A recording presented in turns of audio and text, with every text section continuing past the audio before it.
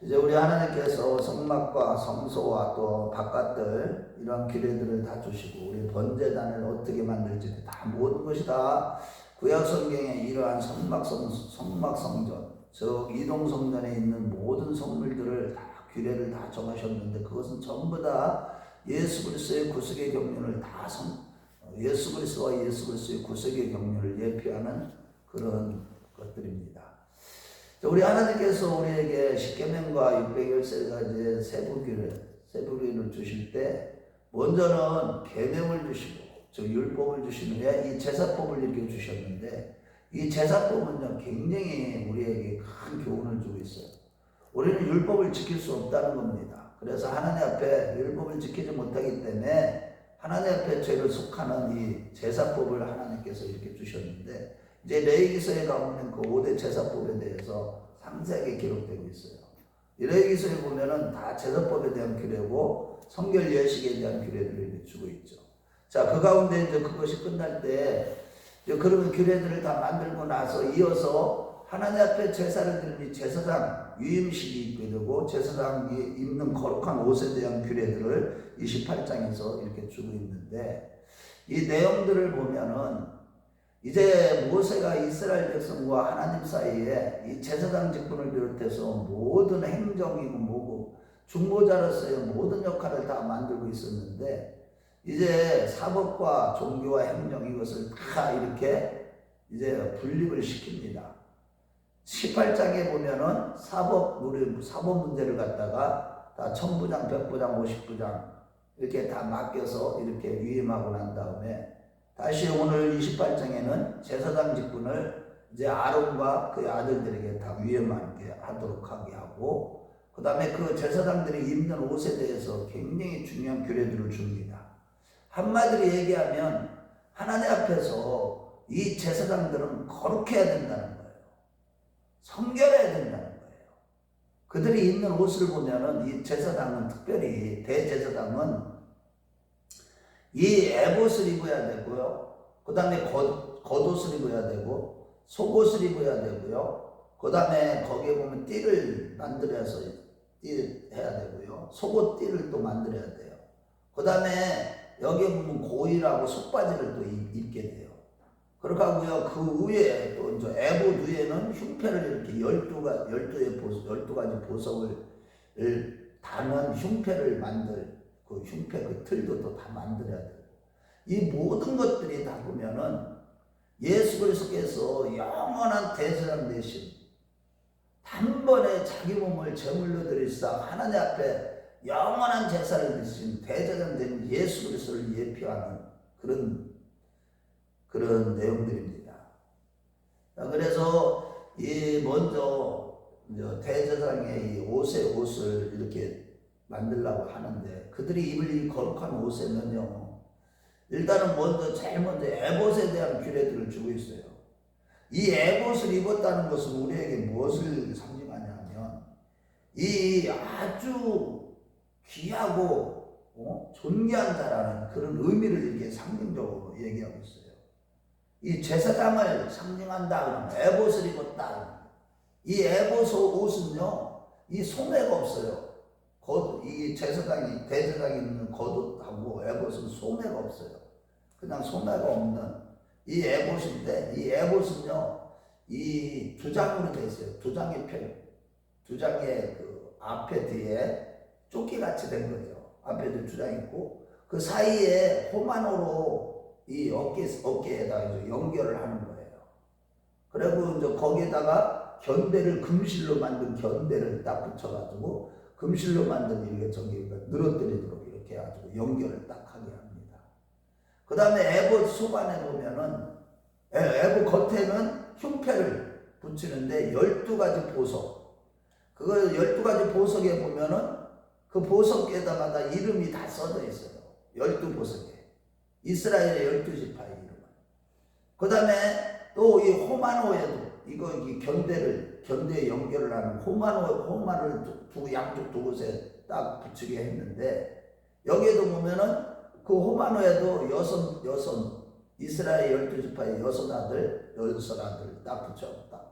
이거 그러니까 대제사장은 누구를 대표하는 거예요? 하나님 앞에 나아가는 이스라엘의 12지파를 대표해서 나가는 그런 자라는 거예요. 이스라엘 백성들은 하나님께서 택함을 받았는데, 그런데 그들은 하나님을 섬기라고, 하나님께 제사, 경배를 드리라고 하나님이 택하셨다는 거예요. 그래서 출애굽기 3장 14절 말씀에 보면은 내 백성을 보내라. 바로 왕이 그 얘기를 했죠. 왜냐하면 나를 섬기게 하기 위해서, 섬기도록 내 백성을 내어 보내라. 그 섬기다는 얘기가 하나님께 경배한다, 하나님 앞에 제사 드린다, 이런 뜻이에요. 아바드라는 단어예요. 어쨌든 하나님 앞에 제사를 드리는 자, 이런 자들은 무엇보다도 하나님 앞에 거룩하고 성결해야 된다는 거예요. 그것이 이스라엘 백성들을 상징하는 것이고, 이스라엘 백성들은 그래 영적으로 보면은 하나님의 교회를, 오늘날로 얘기하면 교회를 하나님 나라를 상징하는 것이죠. 그런데 하나님 나라는 가장 중요한 게 뭐냐? 거룩해야 된다는 거예요. 공의로워야 된다는 거예요. 그런 의미에서 이 12보석을 이렇게 가슴에 달게 하고, 거기에 보면은 우린과 둠진을 넣을 수 있도록 이 판결할 때, 거기에 보면은 이 형편은요, 두 겹으로 해가지고 사이에 주머니식으로 딱 넣어서, 또 판결할 때 보면 이 대제사장이 재판할 때 거기서 우린과 둠문을 딱 해가지고 가냐 불포냐, 이거를 가부 결정을 할 수가 있는 것이죠. 자, 어찌됐든 간에 이제 흉배를 다 붙이고, 그 다음에 겉옷을, 에봇을 입고 나서 겉옷을 입어야 되는데, 이것도 겉옷은 어깨에서부터 이 거의 반 무릎까지 내려오는데, 이 겉옷의 색깔은 청색이어야 돼요. 청색은 하늘의 색이에요. 하나님 나라의 일꾼이라는 것이죠. 그것을 의미하는 거고요. 그러고요, 그 밑에도 석류하고 금방울을 달게 만들었어요. 그래서 이 파란 옷에 밑에 석류하고 금방울을 이렇게 달게 하셨는데, 이 금방울을 단 것은 무엇 때문에 그런 거예요? 1년에 한 번 속죄소에 들어갈 때, 그 하나님 앞에서 죄가 드러나는 즉시 즉사를 하기 때문에 하나님 영광을 보기만 합니다. 그래서 그 금방울 소리가 달랑달랑 소리가 움직일 때 나야 되는 거예요. 그 소리가 안 나면 이제 끈으로 그래서 띠를 이제 항상 매라고 그러시는데, 이 띠는 있잖아요, 자기 자신이 죽었을 때 그걸 잡아 당겨서 되잖아요. 그래갖고 이제 하기 위해서 띠도 만들어서 허리에다 딱 이렇게 매야 되고요. 그 다음에 이제 그 속옷을 또 입어야 되는데, 이 속옷도 보면은 이 속옷은 이제 애봇같이 짓진 않아요. 애봇은 청색, 자색, 홍색, 가늘기꼴 배실에다가 여기에 먼저 금실을 더 추가했죠. 그래갖고 이제 견대를 만들 때도 금이, 우리 왜 보면은 그 악단 지휘자 그 앞에 뭐라고 그러는 거야, 그 군대 그 사람들 보면은 여기에 막 금실 노란색으로 해갖고 이렇게 처지게 막 만들게 있잖아요. 그런 모양으로 해서 아주 겉으로 보면요 굉장히 아름다워요. 그래서 2절 말씀 한번 읽어보겠습니다. 오늘 보면 본문 2절 28장 2절 시작. 내 형 아론을 위하여 거룩한 옷을 지어 영화롭고 아름답게 할지니. 그래서 우리도 마찬가지예요. 이런 규례들을 보면서 우리가 깨달아야 되는 거는, 하나님은요, 하나님의 자녀들은 우리가 거룩하고 아름답고 영화롭게 되기를 하나님이 그 본심이 그거예요. 우리가 하나님 앞에서요 거룩한 자가 되고 영화롭게 되기를 원하시고 아름답게 되기를 원하세요. 그래서 이 제사장의 옷을 만드는 자는 누구를 시키라고 그랬어요? 여기에 보면은 3절 말씀에 지혜의 영으로 충만해야 되고요. 그 다음에 36장에 보면은 이 명철도 있어야 되고요. 거기에 보면 총명도 있어야 돼요. 그래서 35장 34절 35절 말씀에 보면은 오홀리압하고 부살레를 하나님께서 특별히 성막에 이제 금속 제품들을 만들 때는 부살레를 하고요. 다 그들에게 하나님이 지혜의 영으로 충만하게 채워서, 그래가지고 이거를 그런 재능을 줘가지고 그래가지고 이런 것들을 제사장의 옷을 아무나 만들 수가 있는 게 아니에요. 하나님의 지혜로 충만한, 그 영으로 충만한 자, 하나님께서 그들에게 기름을 부으셔서 이 옷도요 아주 정교하고 아주 거룩하고 그 다음에 아름답고 영화롭게 이렇게 그 모습이 드러나도록 아주 그냥 깔끔하고 아름답고 아주 정교하게 이렇게 지을 수 있도록 하나님이 이렇게 명하고 계시는 겁니다. 그러니까 여기에 보면은 특별히 견대에도 호마를 여기도 딱 붙였고, 이것도 보면은 여기에도 보석에도 이름을 다 써서 쓴 거예요. 그래서 우리도 마찬가지예요. 아버지 뜻은 이것이니 너희의 거룩함이라. 너희 아버지의 거룩하신 같이 너희도 거룩한 자가 되어라. 그러면서도 우리에게 하나님이 원하시는 게 뭐냐? 정말로 영화롭게 되는 거. 그 성화를 이루어가는 삶을 살라는 것이죠. 그것이 바로 구원을 이루어가는 것이죠. 영적으로는 아름다운 그런 모습을 우리가 갖추기를 하나님 원하시는 것이죠. 그것이 결국은 누구를 예표하는 거예요? 예수 그리스도시죠. 예수 그리스도는 지극히 존귀하신 분이에요. 가장 성결하신 분. 그러고 나서 관을 또 만들려고 합니다. 이 관이라는 거는 왜 보면 이 중동 사람들이 터번식으로 이렇게 만들라고 이렇게 쓰는 거 있잖아요. 그 세상의 임금들은, 그 왕들은 그 중동 지역이나 로마 황제 같은 데 쓴 거는 금으로 만든 관을 딱 쓰죠. 왕들. 우리나라는 신라 시대 때는 왕관을 이렇게 딱 썼잖아요. 고구려 시대도, 고려 시대 때도 그랬지만. 그런데 이런 것들도 전부 다 보면은 다 하나님 앞에 그 우리나라 사람들이요, 이 생족 자손들이요, 아주 지혜가 하늘로부터 오는 지혜가 많이 있어요. 그러다 보니까 신라의 금관 같은 것들 보면 너무나 아름답잖아요. 그때 저도 가봤는데, 우리가 하나님께서 이제 우리 제사장들은요 터번식으로 됐는데, 거기에 보면 여기에다 금패를 딱 이마에 딱 붙이는데, 거기에 보면 딱 여호와께 성결, 카도시라는 단어를 딱 씁니다. 이 카도시, 여호와께 성결하라, 거룩하라. 하여튼 이 거룩함이 없이는 주님 얼굴을 배울 수가 없는 거예요. 그래서 히브리서 13장 4절인가요? 여호와 앞에서 거룩함과 모든 사람과 더불어 화평과 거룩함이 없이는 하나님의 얼굴을 배우지 못하리라, 이런 말씀을 하시죠. 그래서 우리가 이제 참 날마다 회개해야 되는 이유가 여기에 있는 것이죠. 우리가 아무리 거룩하게 살려고 해도 우리는 항상 마음으로는 하나님의 법을, 그러나 또한 우리에게는 육신으로는 죄의 법을 따르는 우리 자신을 늘 발견하게 되는 것이죠. 그래서 육과 영이 이렇게 분리가 된 건 아니고 한 몸이기 때문에 끊임없이 영으로서 몸의 행실을 죽이는, 정과 육을 십자가에 못 박는 이 신앙생활을 하지 않고는 우리가 모든 것이 하나님께서 복을 내려주셔서 아무리 영화롭게 되고 우리가 형통하고 뭐 이렇게 되는 것도, 그럴 때도 우리 자신은요 항상 절제해서 우리 마음이 가난한 마음과 겸손한 마음을 늘 유지하는 가운데 범대치 않기 위해서 날마다 하나님 앞에요 항상 우리 자신을 치는 것이 중요한 거예요. 그래서 그렇지 않으면 우리가 거룩한 삶을 살아갈 수가 없어요. 왜냐하면 우리는, 인간은 힘이 부패하고 거짓된 마음을 가지고 있기 때문에 우리는요 지독한 자기 사랑이에요. 누구도 벗어날 수가 없어요. 아무리 주님을 위해 산다고 해도 뒤돌아보고 또 우리의 삶의 모든 동기를 보여주시는 하나님 앞에서는요 죄인으로 드러날 수밖에 없어요.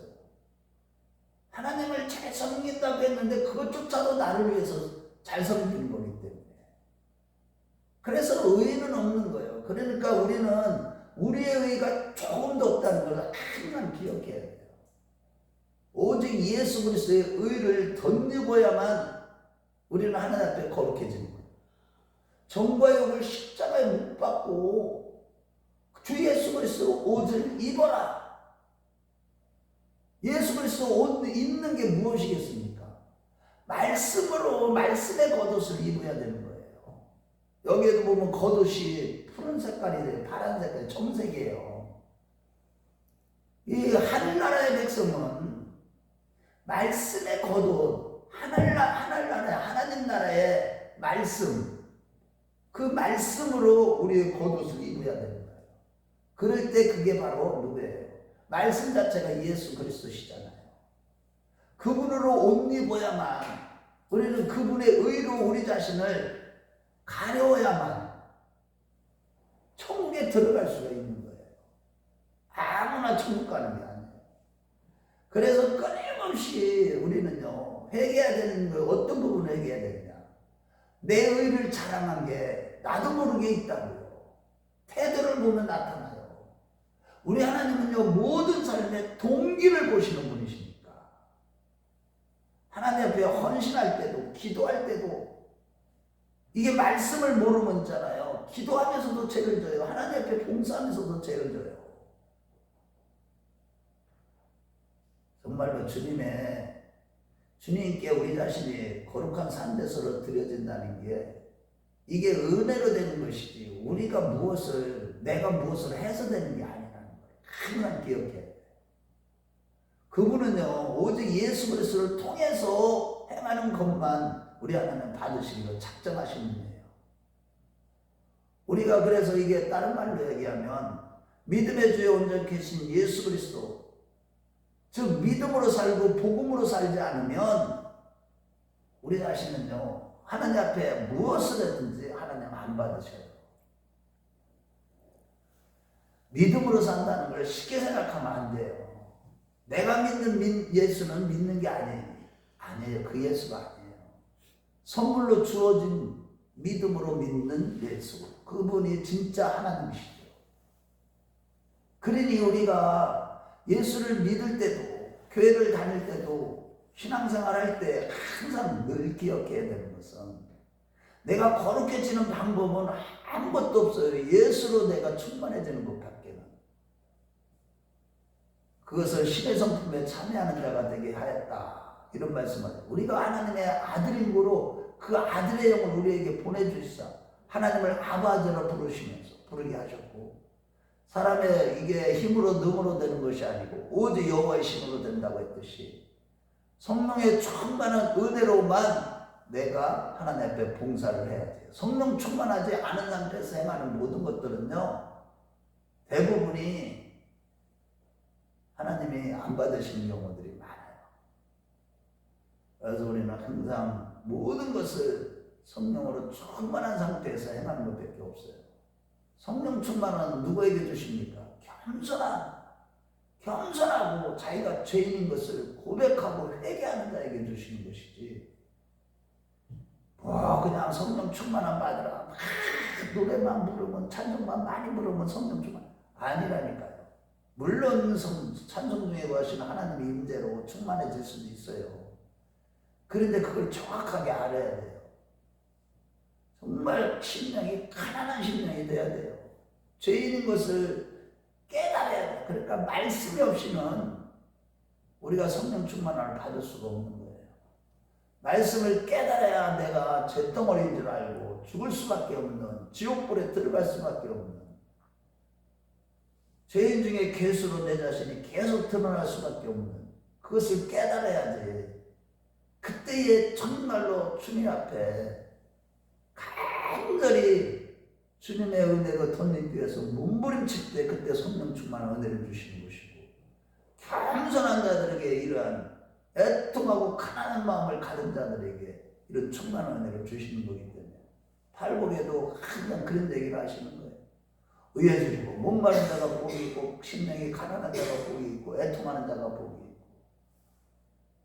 화평케 하는 자가 복이 있다고. 팔복도 다 그런 뜻이에요. 그래서 여러분이 오늘 이러한 이 제사장들의 그 속옷도 마찬가지예요.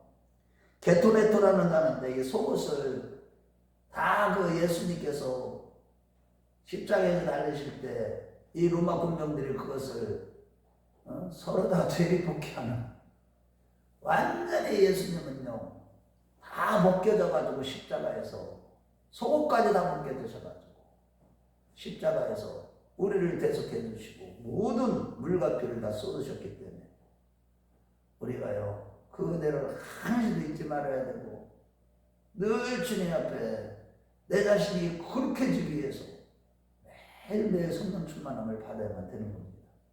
저와 여러분들이 그러한 자들 다 되시길 주의 이름으로 축원합니다.